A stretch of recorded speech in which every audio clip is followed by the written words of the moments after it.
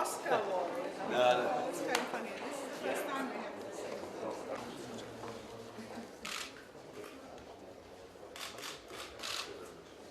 We do agree with the UN Secretary General that this is a high time to reconsider and renew our strategy, our global strategy regarding humanitarian activities of the United Nations.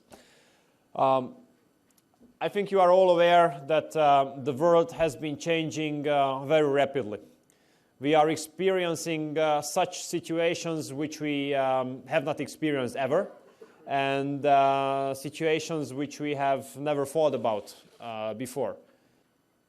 The lack of investment in early warning and preparedness.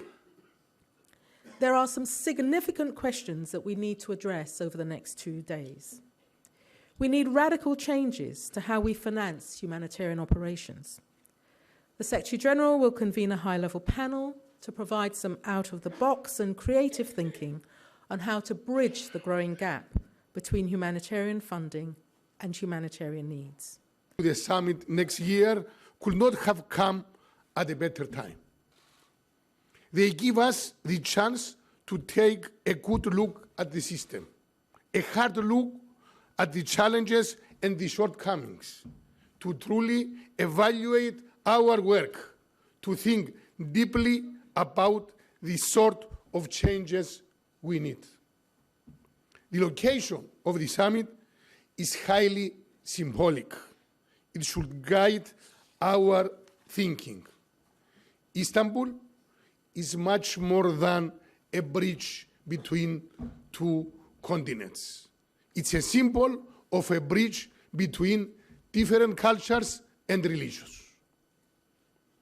At a time when some try to revive arguments about a clash of civilizations. The World Humanitarian Summit should have as an objective the restoration of a global consensus on the inviolability of humanitarian workers and their mandate and their mission, so that the UN flag and the flags of other humanitarian agencies might once again be a protection from, rather than attraction to, terrorists and those who would do us harm.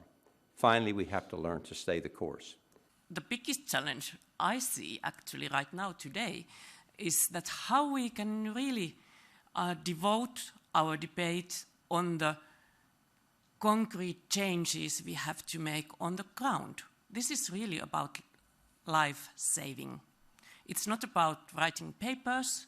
It's not about desktop exercises. We really have to make a real difference in improving our action. We need to remind ourselves that maybe humanitarian response is defined in many ways, but at the end of the day, it is about people, it's about communities, people in need, and those people are everywhere. They are in every single country in the world. They are in the poorest country, of course. They are in the countries affected by natural disasters. They are in the countries affected by conflicts. But they are also in the richest countries of Europe and then in North America. Those communities that suffer multiple deprivations, that are most vulnerable and that are hardest to reach. And these are the communities that we care about. And no matter where they are,